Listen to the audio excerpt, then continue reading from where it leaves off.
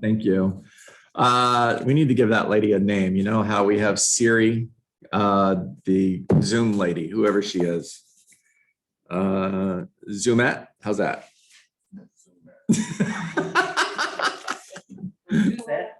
Zoom Maria? Zuzette. Zoom, never mind. All right, page 49, top of the page.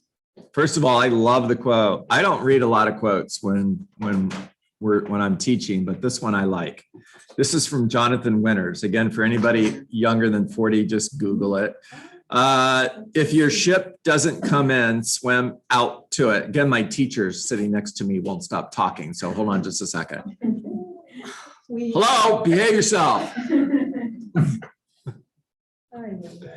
All right, fewer leads, fewer showings, and increased days on the market. The minute these signs show up, take notice. All right, so fewer days on the market, not existing.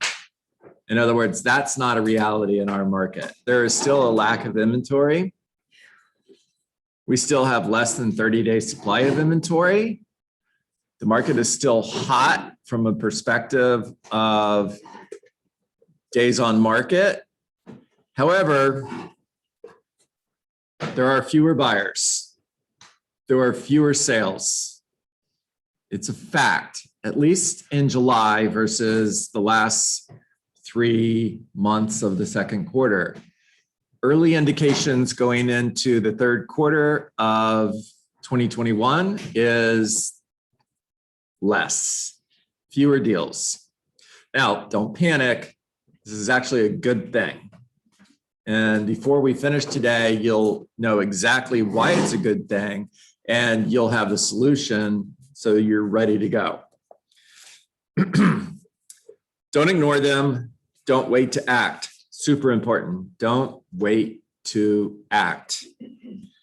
These are the early warning signals of what is most likely coming next. More inventory and fewer pendings. Again, that may not be true. We may not have more inventory, but we definitely have fewer pendings, at least in the month of July.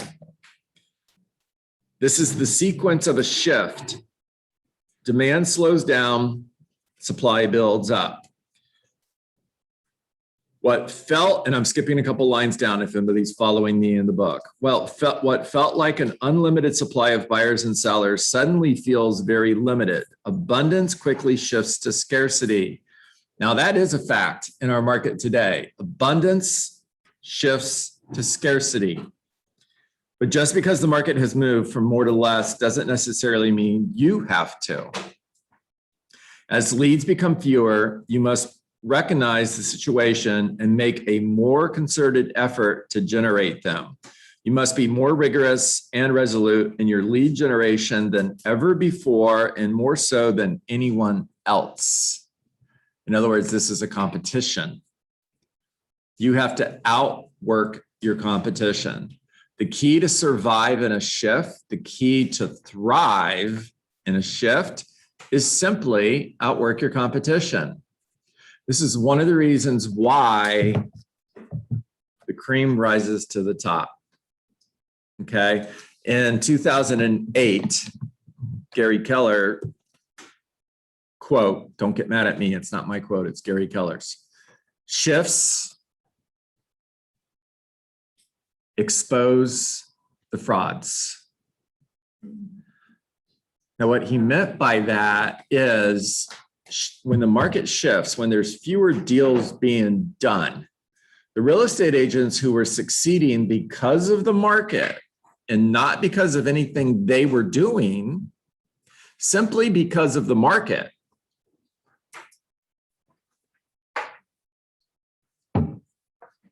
are no longer succeeding. Now, the reason that's true is because they're reaction based. They're doing deals based on incoming leads, incoming referrals. When the market is hot and everybody is buying, you're getting calls from everybody you know. Thinking about buying a house. I'm thinking about selling my house. I know somebody who wants to sell their house. I know you're a great agent and I gave your name to so-and-so. Well, those calls stop when a market shifts. And if you're not on the phone already making calls and talking to sellers and having conversations like, hey, by the way, the reason I'm calling today is a home in your neighborhood recently sold, which is great news. Our challenge now is we still have buyers that are looking for great homes like yours.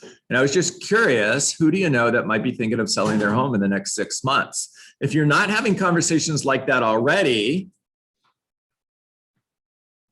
you're not getting those proactive leads. You're living on a hot market that stops. Just because the market has moved from more to less doesn't necessarily mean you have to. As leads become fewer, you must recognize the situation and make a more concerted effort to generate them. Yes, I know I'm repeating because this is important. You must be more rigorous and resolute in your lead generation than ever before, and more so than anyone else. Okay, on page 50, about a quarter of the way down, where there once was a large quantity of quality leads, there isn't, and the once clear pool feels more like a muddy puddle. The number of sellable leads has decreased dramatically, and the reason is motivation. Meaning, in order for buyers to buy and sellers to sell, we need ready, willing, and able buyers. We need ready, willing, and able sellers. And it's all about motivation. And you have fewer motivated sellers and fewer motivated buyers when the market starts to shift. Everybody puts the brakes on. Don't get scared. It worries me when I see concerned faces in the room. Smile. This is a good thing. I promise you it is. The cream rises to the top. They're not having this conversation in other real estate offices. Some of you are in here, came from other real estate offices. Were they having this conversation in those offices? Of course not. You don't have to answer. I know they weren't. This is a good thing. All right. It's almost as if this is really good. Pay attention. It's almost as if all the buying and selling of the past sellers market has borrowed against the buyers and sellers of this market. When the market is hot, you're borrowing real estate transactions from the future.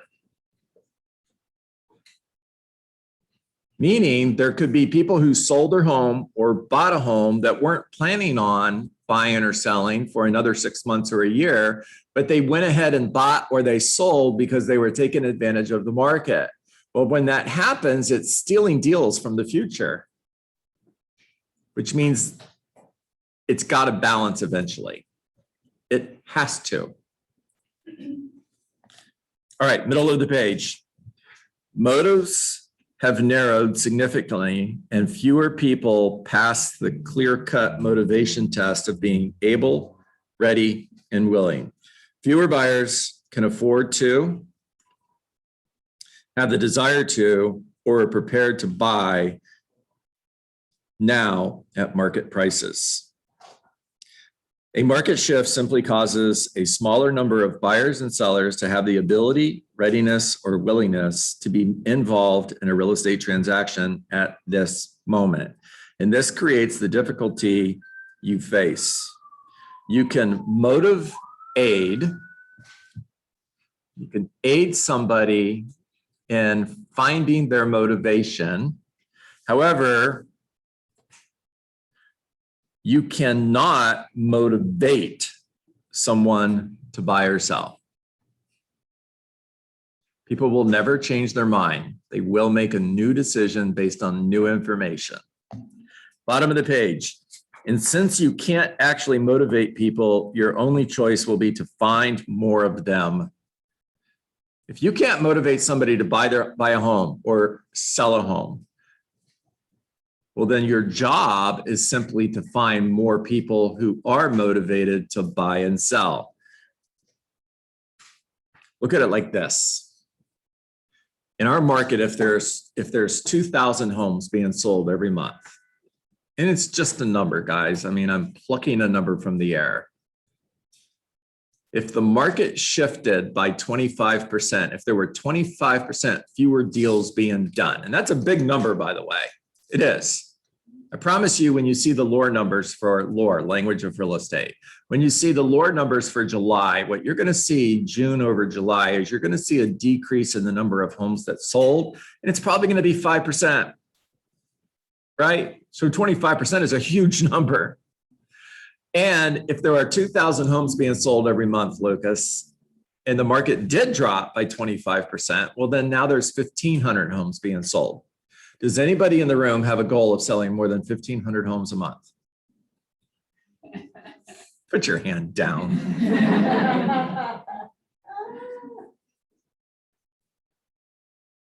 Reality. If my goal is to close 2 sales a month, and the market shifts from 2,000 closings a month to 1,500 closings a month, then why in the world would I be worried about a market shift? Can I still find 2 people who want to sell their home? Yes, I can. I'm gonna have to work harder to do it, but it's absolutely possible. You're just gonna have to work harder to find them. They're not standing out here on Sample and University holding a sign that says, I want to sell my home. Wouldn't that be awesome? Yeah. By the way, that happens. It's called for sale by owner. Okay, and since you can't actually motivate people, yes, I know I'm repeating, your only choice will be to find more of them. So this is why you must now ramp up your lead generation, because there are less of the motivated to find. Top of page 51. This is when the true competitive nature of our business reveals itself. Maybe this is why I like this part of being a real estate agent. I've been waiting for this to happen because it's go time, because I'm so competitive. I love the competitive part of this. You might be smarter than I am. You might have more money to spend on marketing. You might have been in the business longer than I have. You might have a better marketing plan than I do, but you can't outwork me. Try. You can't do it. By the way, I'm up for that challenge. Anytime anybody wants to take me on, just say, John, I can get more appointments than you in a month. Let's do it. I'm going to win that bet. By the way, is that arrogance? Maybe. Yogi Berra said, not Yogi Bear, that's the cartoon character. Yogi Berra, there we go. Said it ain't bragging if you can do it. Okay. Now, and anybody under 40, just Google it. Played baseball like 100 years ago. This is when the true competitive nature of our business reveals itself, and you realize it's time to stop trying to get your fair share of the market and do all you can to get your unfair share. So with that, just a couple quick questions for you.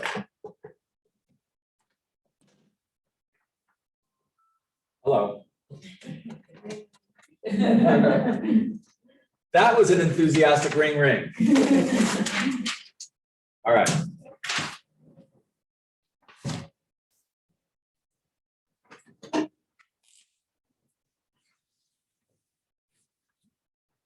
Everybody see that? Cool. If the market is, if we're in a seller's market, prices are going up or prices are going down? Up. Now, let's just say that prices are going up on average by 10% a year, correct? Now, first question, is there an endless supply of buyers in our market, in your market, wherever you're at on Zoom watching this? Is there an endless supply of buyers, endless, that are willing and able to pay above market value? No, there's not. Common sense. It's going to run out eventually. Good job. Next question. If prices continue to go up by 10% per year over the next 10 years, and if the average price of a home in your market is $300,000 today, what would the average price be 10 years from now? I have to look at the answer because I wrote it down there. What would the average price be 10 years from now? Anybody know?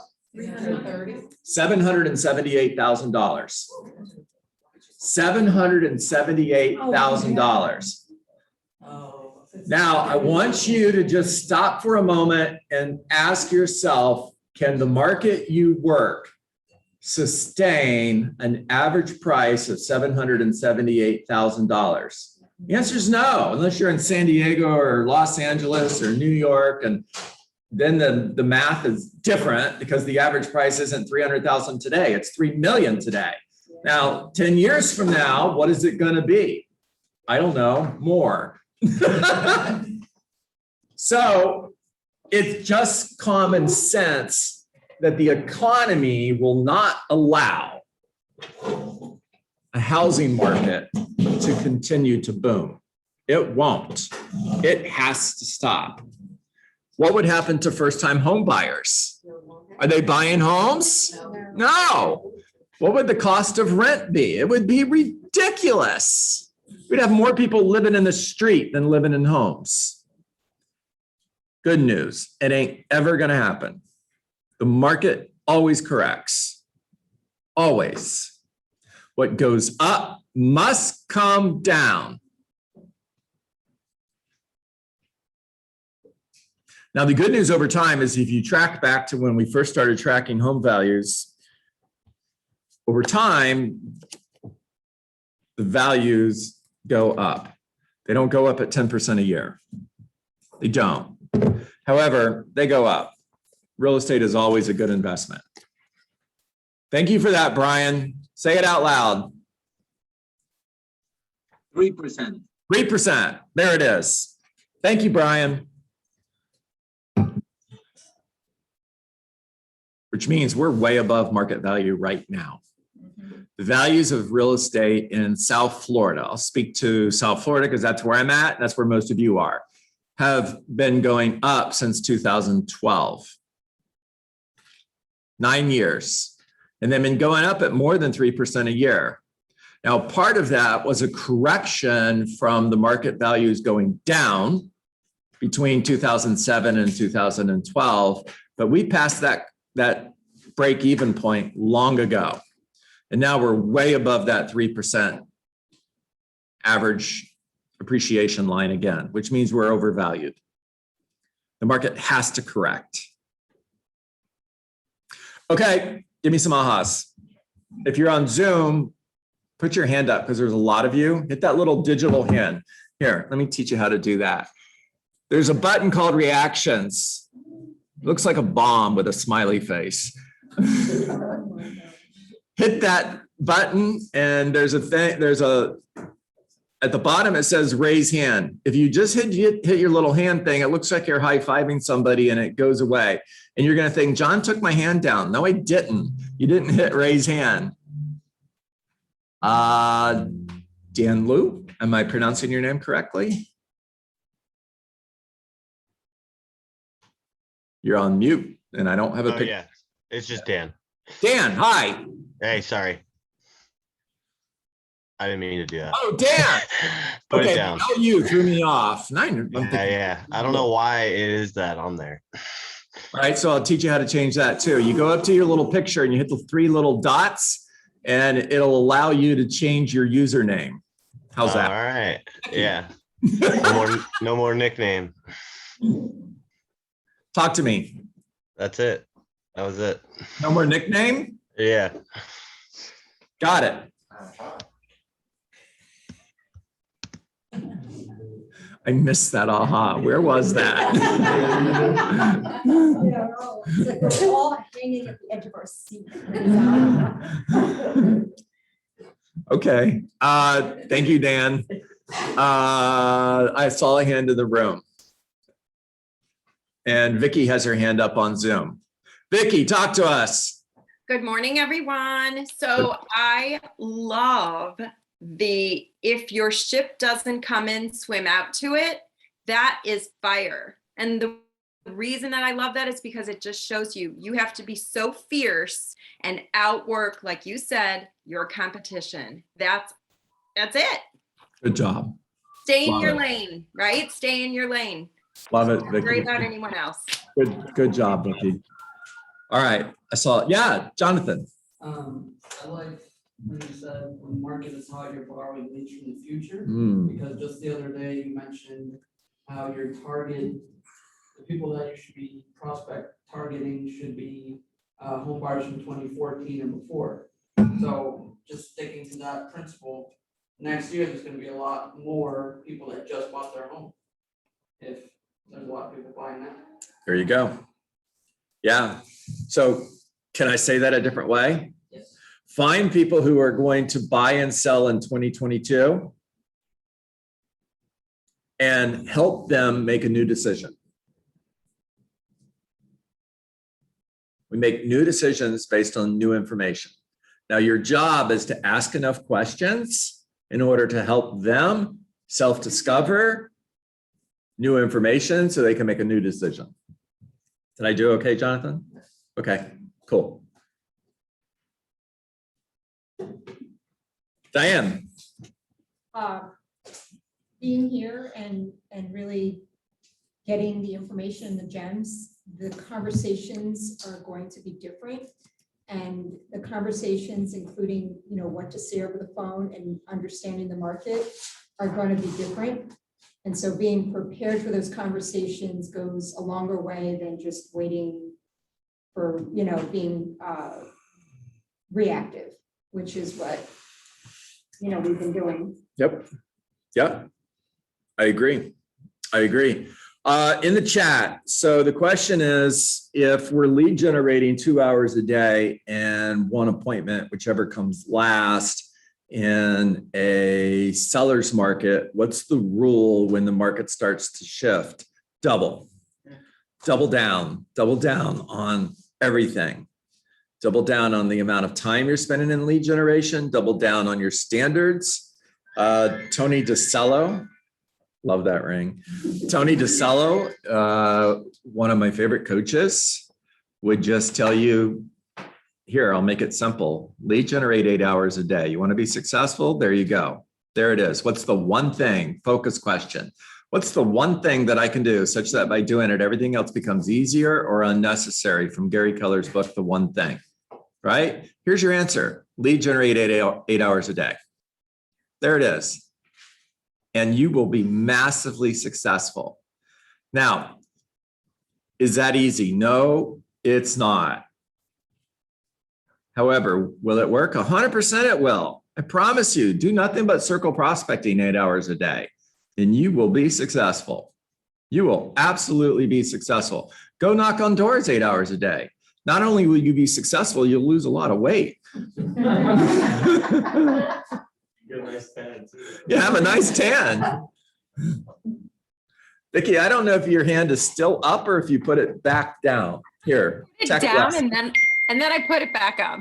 Okay, I was gonna say, I can have another tech lesson. You can take your hand down. Let me One teach you more how to do- thing. Yes, talk One to more us. thing was something you said the other day, which was amazing. Look for people that bought their homes in 2014 because people move every 7 to 10 years. So attach yourself to those people and make them make a new decision. There you go. Here's a script for you. Anybody who bought their home 2014 or earlier. Hello, blank.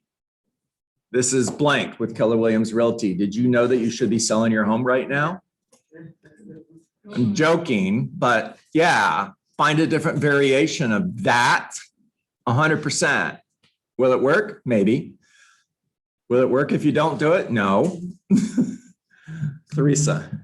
So I like what you said about Gary Keller, when he said shifts expose the problem. And I was thinking, what you tell us about work, what is work? And the standards that you should have in place. There's an old education term, doing something with fidelity. We tell the teachers when it works and it's good, you do it with fidelity.